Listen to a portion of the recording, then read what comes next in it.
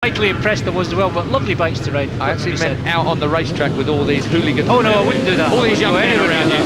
So then they come under orders then for the last of the R6 Cup Championship. Oh, they're being held. And really all those motorcycles are on the rev limit and they're raring to get away. And a few creeping as well. Oh, they'll get penalised. We'll see if that comes up on our monitor in a minute if there was any rolling starts there. Oh, Redgate, I hold my breath for Redgate, especially for this type of class. One mate championship. This was the first place that Neil Mackenzie came to my eye through this particular section and down to Old Hall, down to the old hairpin, I should say, as he attempted the rumble strip on an LC Yamaha back in those days. Happy days, Neil. Happy days, yeah, not quite as powerful as these guys, but the racing was every bit as hectic. As we see, number 3 Connor Cummins having a bit of a tank slapper coming out the old hairpin up to through Schwanzes. So it is the pole man, the Ride by Post sponsored Guy Sanders out front at the moment. Bike 42. Well, he's looking so good. 3 Connor Cummins on the kind of, well, it's his self-entered bike actually. He could do with a bit of sponsorship, Connor Cummins at the moment. Of course, despite the fact that these are entered by Yamaha, they all have the opportunity to grab a sponsor to actually put on the side of the motor. It's a great deal, really, isn't it? Who's coming up the inside there? Is that Ollie Bridewell that's looking up the inside? 34 it is. Pollock, Mark Pollock. Oh, big get off there. That's like a Gareth trip. Glynn, is it? Gareth Glynn it is. Bike number 30, I think. Gareth Glynn, possibly. Yep. So Gareth Glynn gets tripped up at Fogarty's. Still out front, though. 42, Guy Sanders. Well, that's a disappointment, guys. Gareth Glynn, he really was. He qualified on the front row of the grid and really wanted to try and do something special at the end of this year. Down the inside of Oliver Bridewell. Oh, did it all himself, so it's his own fault. Clipped Connor Cummins on the way through. Lucky he didn't push Connor Cummins up onto the dirt as well.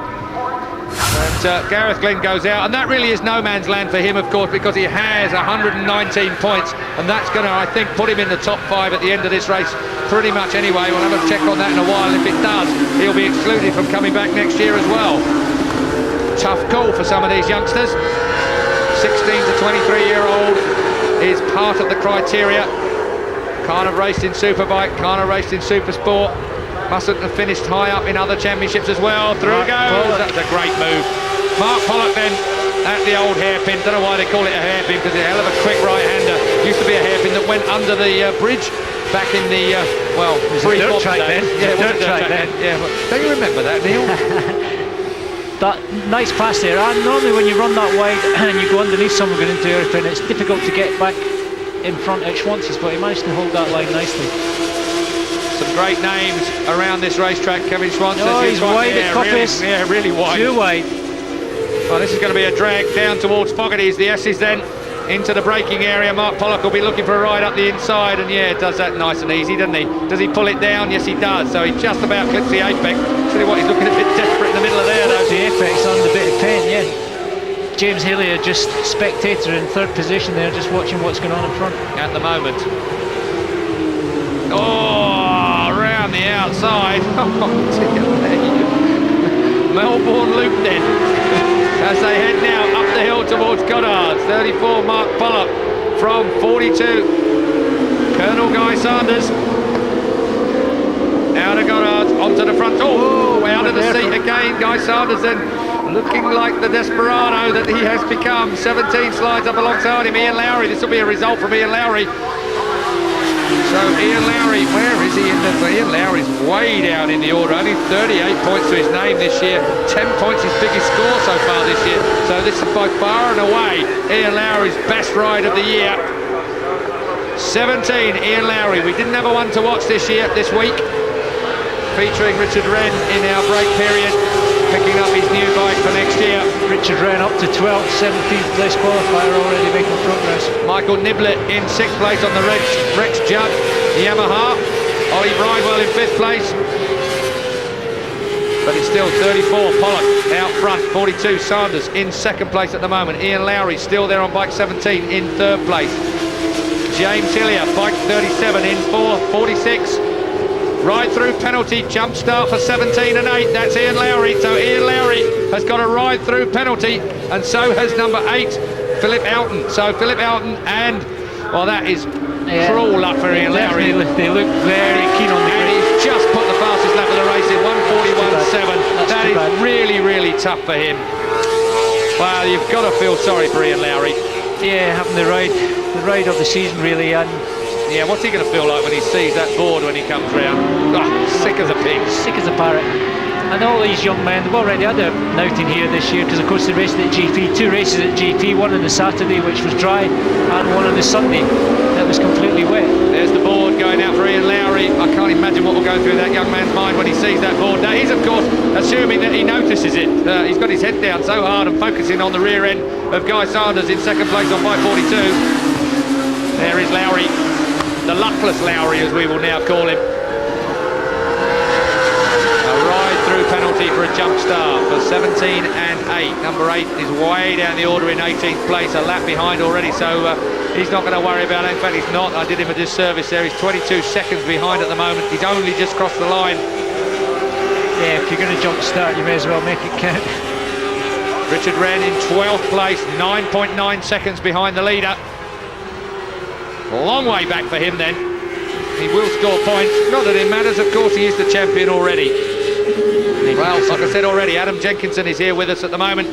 Opened his account in this series with a hugely powerful 3 wins from 3 finishes at the front of the season. Adam Jenkinson, he certainly looks as a favourite. Oh, there's a new lap record there, 41.056. That's a quick time from Mark Pollock. I'm sorry to get across to you there, Adam, but that's a good time. Mark Pollock certainly not going to give this away to Guy Sanders. Well, you certainly looked as a favourite at the beginning of the season, Adam. We did ring your praises right at the beginning of the year, but this series is a tough one to call, isn't it? You just don't know what's going to happen next.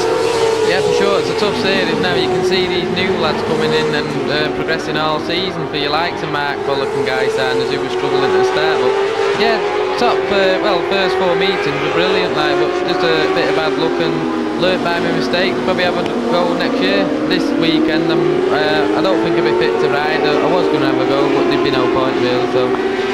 No point from a lot of shoulder trouble. Bit of bad luck, you got taken out twice. Yeah, you could say that. Maybe not arguable whose fault it was, but it wasn't really your fault, I imagine. Well, you can take him out tonight, Neil, and buy him a drink. I'll do that, yeah, I know. Ian Lowry, 10-second penalty. He's seen it now. Sorry, a ride-through penalty. Ian Lowry has seen that board. He took a long look as he came past pit lane last time round. Couldn't believe it the first time, no doubt, but this time he is going to be distraught with that. And he's gone right off the pace. Ian Lowry just slipping back. Fastest lap to Guy Sanders, 1 minute 40.8. So Guy Sanders, fastest lap, 1:40. Just gets quicker and quicker. Very unusual to have a breakaway like this in the R6 Cup. 2 lads breaking away at the front here. Just goes to show you the pace of these two at the moment. Certainly the boys in form if you rule out Richard Wren. Richard Wren now, as I look down the order, where is Richard Wren? 17th place for Richard Wren. He's having a torrid time here. It's a good job he wrapped up the championship before he came to Donington Park for the final round. As up the inside goes Guy Sanders. Does he manage to pull it down at Fogarty's? He does. That's a great, nice move. Didn't panic at all. Kept it smooth, and he's carried the momentum through the S's and up and over the hill down towards Melbourne now.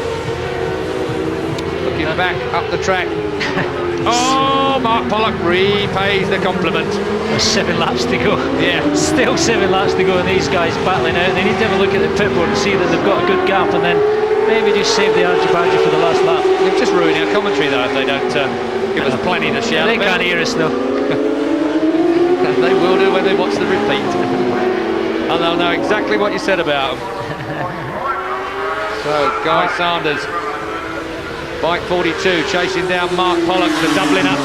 We featured him as the one to watch. Eddie Laycock sponsored. Eddie Laycock, replica helmet on there. Eddie Laycock is the man that the kid aspires to be like. He is, of course, the Republic of Ireland's best-known racer. 17 comes back out, Ian Lowry, after his drive-through penalty.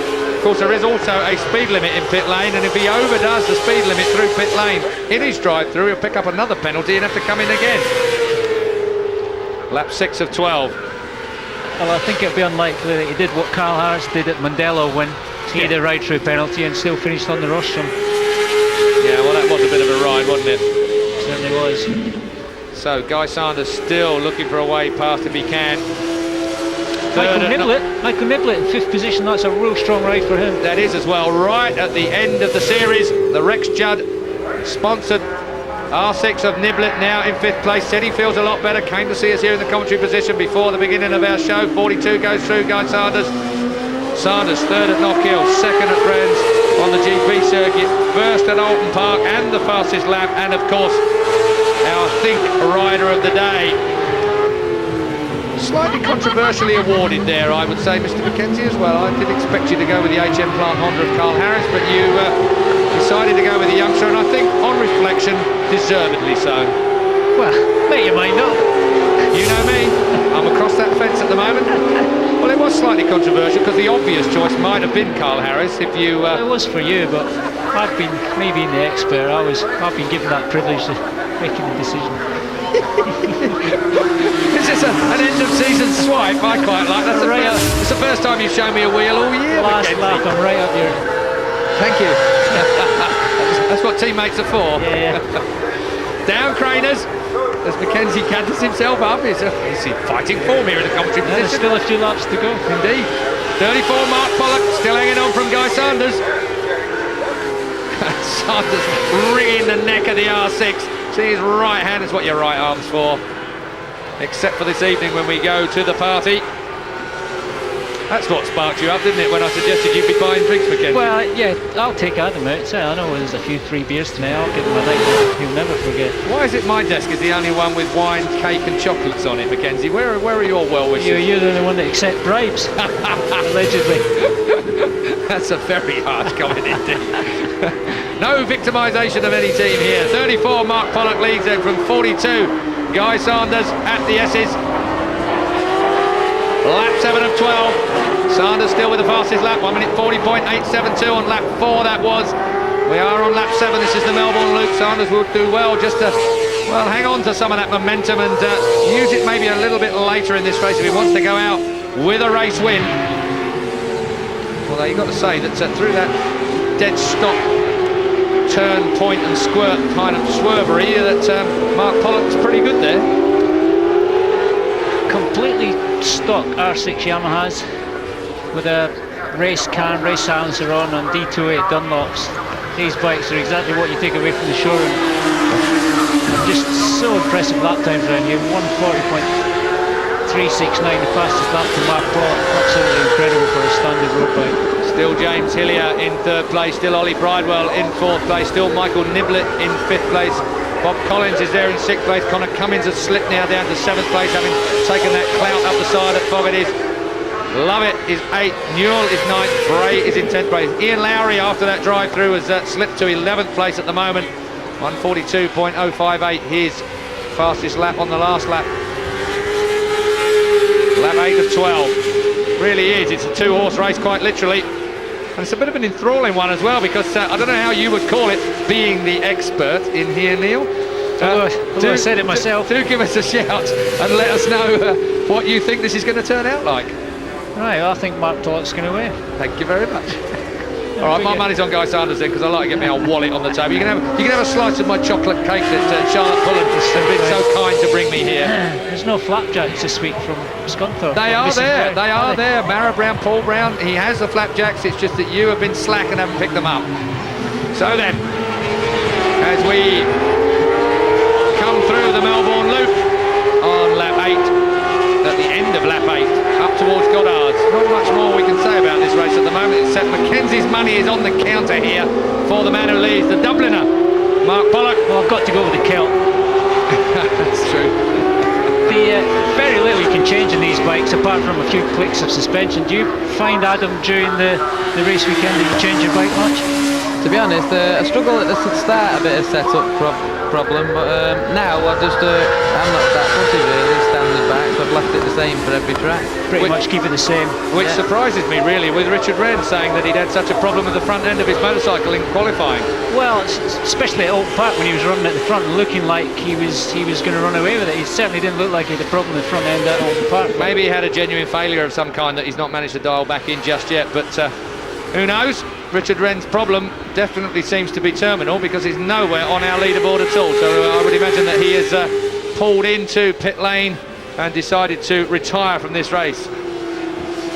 Bob Collins, Lovett and Lowry on the top of our second part of our leaderboard. On lap 9 still, my money is with Guy Sanders. I think the Colonel is going to make a lunge.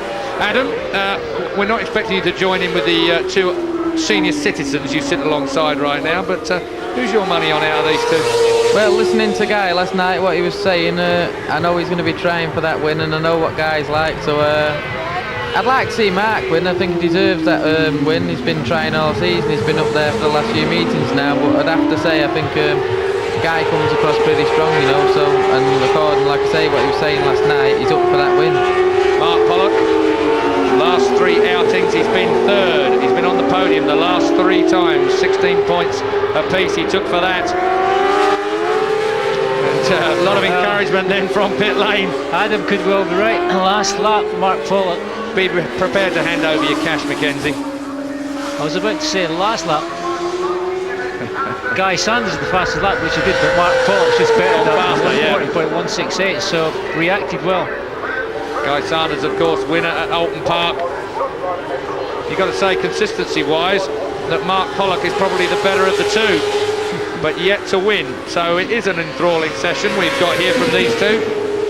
3 wins to Richard Wren this year, only equalled by Adam Jenkinson, who's here in our commentary position. The only other winners have only had 1 apiece, it would seem, at the moment. How much is actually in your wallet on the table? Well, I'll give you 1 slice of chocolate cake and a box of chocolates. What have you got to barter with that? I couldn't possibly ask for money from you, Neil. You wouldn't recover by the time we need to go out for a drink tonight. Half a bottle of water and an elastic band. By the way, did you move your car out of the way? Honda were complaining you blocked their tailgate earlier on. Of course, you what a surprise. You Rizzler Suzuki personnel trying to get one over HM Plant Honda again. Guys on for 2nd place. No comebacks now, Mackenzie, are there? Ah, little car, just not upsetting anyone, and I was forcefully removed from the paddock. Can't believe you got to pass the parking. Oh, that's the status I've got in the paddock these days. Way above mine, it has to be said. 34 Mark Pollock still out front. We're at the end of lap 10. Well, Mark's in there quite hot. You can see the back end backing in a little bit. Seems to be happy with it to be in there quite hot. Though it's good. I think where Guy Sanders is being smart is he's letting Mark Pollock do all the work, and I think Guy Sanders is going to sneak up on him towards the end of this and just give him a great big shot. And it's really going to be how quick Mark Pollock can recover from that pass. Exactly, as I said earlier in the race, it'd be smart for both of them to watch the pit boards and then just rattle around, because they're very evenly matched, rather than holding each other up or running each other wide. But now is when it counts. The last couple of laps is now when they have to dig in. Just a question of whether Mark Pollock has that little bit extra, and certainly he's a lot smoother through Craners and down through the old hairpin there. You can see. Well, certainly Guy Sanders, again, really very animated on the bike, wringing the neck of it. Up through McLean's here, it's a passing opportunity always at McLean's if you're really, really very good. Don't know about that on these bikes, though. Up towards Coppice now, not much chance there, but it's the run out of Coppice. Got to get yourself right in the slipstream. Guy Sanders looking for that slipstream. He's got it good, hasn't he? Yeah. He's got the drive. If he can just tuck in behind that pocket of free air, that wasn't done too well, I've got to say, and he shot himself down the long side, which not a good manoeuvre there. Pollock, fastest lap, 140.149 on that lap 10. And again, consistently going quicker than Guy Sanders, but it must be thousandths of a second in it, because they're glued together as we come towards the closing stage of this race. There's going to be 1 more lap to go after this one. And Michael Nibbler on the rostrum, 3rd position. Well, that is a great... Oh, he's down! He goes! Oh, dear me, Mark Pollock. Well, I won't take your money because I don't want it like that at all. 34 Mark Pollock goes out. That is a cruel blow to him. He is thwarted in his attempt to get his first win of the year in the R6 Cup. Just lost the front end as he dropped in. Such a fine line. Still on the brakes there, off the brakes, but he just tipped in middle of the corner. I'll tell you what, front top. It did tuck real late as well, didn't it? No, he must have been off the brakes by then. Yeah. He must have been off them by the middle of that turn. Still trying to get it started. He's going to not score points, I don't think, at this moment. So, Guy Sanders is going to take the win, it would seem, at the moment. Last time out he was a winner at Alton Park. This time he's going to get 25 points.